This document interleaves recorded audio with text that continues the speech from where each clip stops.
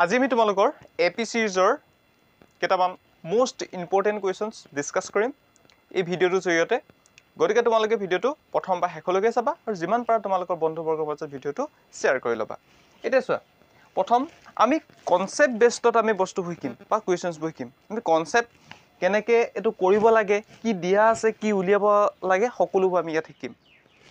বুজি পাইছা তোমালোকে? এতিয়া প্ৰথম প্ৰশ্নটোত চোৱা, ইয়াত কৈছে কি এটা সমান্তৰ প্ৰগতিৰ 17তম পদ মানে 17তম পদটো 10তম পদতকৈ 7 ডাঙৰ সমান্তৰ প্ৰগতিটোৰ সাধাৰণ অন্তৰ নিৰ্ণয় কৰা। মানে আমাক কি উলিয়াব কৈছে?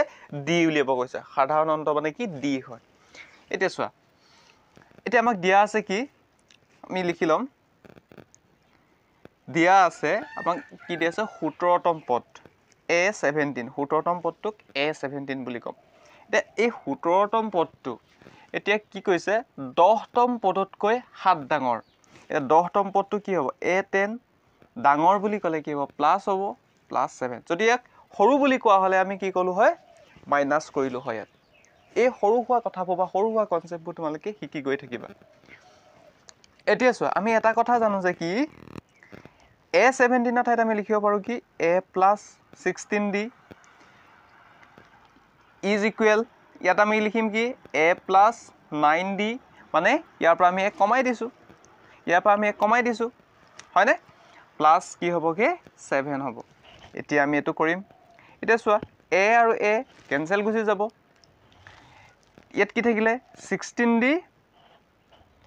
সমান চিহ্ন ইফালে আহিলে কি হ'বগৈ? প্লাছটো -9D ইজ ইকুৱেল 7। নিশ্চয় বুজিছা তোমালোকে? এতিয়া 16 পৰা 9 গ'লে কি থাকিব? 7 থাকিব। 7D ইজ ইকুৱেল কিমান হ'বগৈ? 7। গতিকে আমি পালোঁ কি ডি ইজ ইকুৱেল কিমান পালোঁগৈ? 7টো পূৰণ হৈছে, হৰণ হৈ যাব 7/7, মানে কি 1 পালোঁ। ডি ভেলুটো আমি কিমান পালোঁগৈ? 1 পালোঁ। একেবাৰে সহজ নহয়নে? এনেই তোমালোকে গণিতৰ কাৰণে, অংকৰ কাৰণে ভয় কৰি থাকা। দেখিছানে? প্ৰশ্নটো চাই আমি উত্তৰ দি দিলোঁ। আমি যদি এটা সমাধান দিব পাৰোঁ এটা প্ৰব্লেমৰ, সেইটোৱে হৈছে কি গণিত। গম পাইছানে? এতিয়া চোৱা, ইয়াত আমি কি কৰিলোঁ? ইয়াত এটা সমান্তৰ প্ৰগতি 17তম পদটো, 17তম পদ A17, 10তম পদতকৈ 7 ডাঙৰ। এইটো 10তম পদ 7 ডাঙৰ কাৰণে যোগ হৈছে। এতিয়া আমি এটা কাম কৰিলোঁ কি A+16D, মানে 17ৰ পৰা 1 কমাই দিলোঁ। A10 মানে কি A+9D, 1 কমাই দিলোঁ, +7, তাৰপিছত A কাটি দিলোঁ, 16D, এইফালে প্লাছটো কি আহিলে? মাইনাছত আহিলে। এইফালে কি থাকিলে? 7টো থাকিলে। এতিয়া ইয়াৰ পৰা এইটো বিয়োগ কৰিলোঁ, 16 পৰা 9 গ'লে থাকিব 7টা দি থাকিলে ইকুৱেল 7। এতিয়া ডি ভেলুটো আমি কিমান পালোঁগৈ? 7/7, অৰ্থাৎ কি হৈছে? 1 পালোঁগৈ। এতিয়া আমি ইয়াৰ পিছৰটো পঢ়িম। পিছৰটো কি কৈছে চোৱা। এতিয়া চোৱা, তাৰ পিছৰটো কি কৈছে চোৱা। এতিয়া ইয়াত কৈছে 1995 চনৰ বা চনত চন্দনাই 5,000 টকা বছৰেকীয়া দৰমহাত চাকৰি আৰম্ভ কৰিলে। চন্দনাই চাকৰি আৰম্ভ কৰিছিলে 1995 চনত। আৰু কিমান টকাই? 5,000 টকাই আৰম্ভ কৰিছিলে দৰমহা। আৰু তোমালোকেও পঢ়ি শুনি চাকৰি পালে পিছত কি পাবা? দৰমহা পাবা, নহয় জানো? আৰু চবৰে এটা মটো কি হয়? পঢ়ি শুনি চাকৰি এটা যেনে তেনে যোগাৰ কৰা, নহয় জানো? এতিয়া চোৱা, এতিয়া আমি পালোঁ কি চন্দনাই 5,000 টকা বছৰেকীয়া দৰমহাত চাকৰি আৰম্ভ কৰিলে। আৰু প্ৰতি বছৰে কেইটকাকৈ বৃদ্ধি পালে? 200 টকাকৈ বৃদ্ধি পালে। কোন বছৰত? কোনটো এইটো কোন হ'ব লাগিছিলে দেই, কোন বছৰত তেওঁৰ দৰমহা 7,000 টকা হ'ব? এতিয়া এইটো উলিয়াবলৈ হ'লে আমাক দিয়া আছে কি আৰু উলিয়াব লাগে কি সেইটো জানিব লাগিব। এতিয়া কোন বছৰত তেওঁৰ দৰমহা 7,000 টকা হ'ব? মানে ইয়াত উলিয়াব লাগে কি এন উলিয়াব লাগে। বুজি পাইছা? কি উলিয়াব লাগে? ইয়াত আমি এন উলিয়াম। এন কেনেকৈ উলিয়াম চোৱা তোমালোকে। ইয়াত দিয়া আছে কি? এতিয়া প্ৰথম বছৰেকীয়া প্ৰথম দৰমহা কিমান টকাৰ পৰা আৰম্ভ কৰিছিলে? 5,000 টকাৰ পৰা আৰম্ভ কৰিছিলে, মানে প্ৰথম পদটো কি হ'বগৈ? 5,000 টকা। এতিয়া আৰু কি কৈছে? প্ৰতি বছৰে 200 টকা বৃদ্ধি হৈ গৈ থাকিব। ডি মানটো কিমান হ'বগৈ তেনেহ'লে? 200 হ'ব। একেবাৰে সহজ নহয়নে? তাৰপিছত কৈছে কি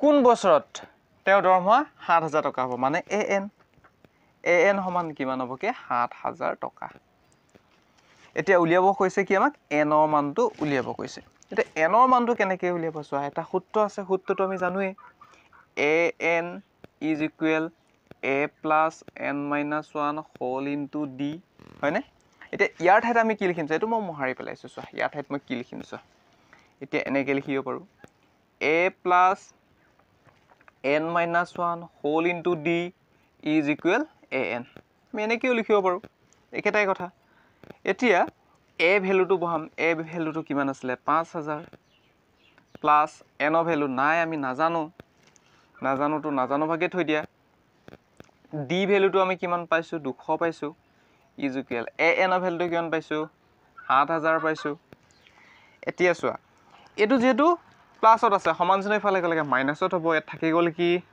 n - 1 200 থাকিলে এফালে 7,000 এফালে মাইনাস কৰি দিম প্লাস টু মাইনাস হৈ গল 5,000 টু এতিয়া চোৱা n - 1 হোল ইনটু 200 এতিয়া থাকিব কিমান 7 পৰা 5 গলে থাকিব 2000 টকা থাকিলে হয়নে 2000 থাকিলে হয় না নহয় চাই লোৱা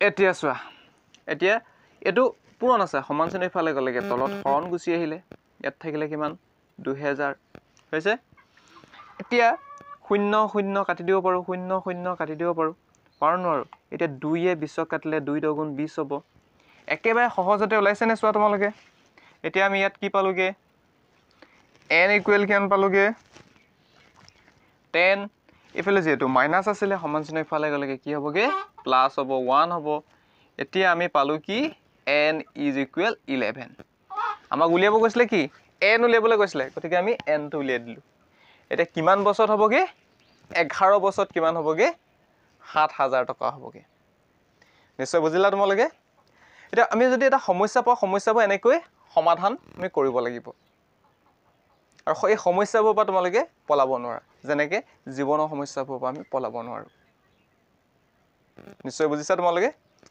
আমি গণিতৰ লগতে প্ৰতিটো কনসেপ্ট প্ৰতিটো বিষয়ৰ কনসেপ্ট তোমালোকৰ মাজলৈ লৈ আনিম গতিকে তোমালোকে যদি ভাল পোৱা তেনেহলে আমাৰ চেনেল লগত তোমালোকে জড়িত হৈ লবা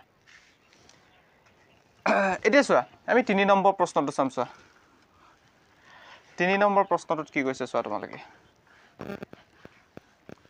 এতিয়া চোৱা ইয়াত প্ৰথম পদ দিয়া আছে দ্বিতীয় তৃতীয় আৰু একেবাৰে অন্তিম পদটো দিয়া আছে তেতিয়া হলে কি উলিয়াব কৈছে সমান্তৰাল পদটোৰ পদৰ সংখ্যা মানে কিমানটা পদ মানে কি কিমানটা পদ পদৰ সংখ্যা বুলি গলে কি হ'ব n এতিয়া আমাক কি উলিয়াব কৈছে n উলিয়াব কৈছে প্ৰথমতে আমি জানিব লাগিব a কিমান আছে 18 d আমি কেনেকৈ উলিয়াও দ্বিতীয় পদৰ প্ৰথম পদ বিয়োগ কৰিলে এটো যেটো মিশ্ৰ ভগ্নাংশত আছে গতিকে আমি কি কৰিম অপ্ৰকৃত ভগ্নাংশলৈ যাম কেনেকৈ নি হেতু চোৱা তোমালোকে এতিয়া এটো আছে 15 1/2 মানে কি আমি যদি এটো যদি এই মিশ্ৰ ভগ্নাংশ যদি আমি অপ্ৰকৃত ভগ্নাংশ লৈ যাও তেতিয়া হলে কি কৰিব লাগে চোৱা তোমালোকে 2 এই দুটা আমি পূৰণ কৰিব লাগিব ওপৰতো যোগ কৰিব লাগিব 2 পুনৰ কিমান হ'বগে 30 এক থাকিলে কিমান হ'ব 31 31/2 হ'ব এতিয়া আমি d ভ্যালুটো উলিয়াবলৈ হলে আমি কি কৰিম চোৱা এতিয়া 31/2 মাইনাস কি কৰিম 18 কৰি দিম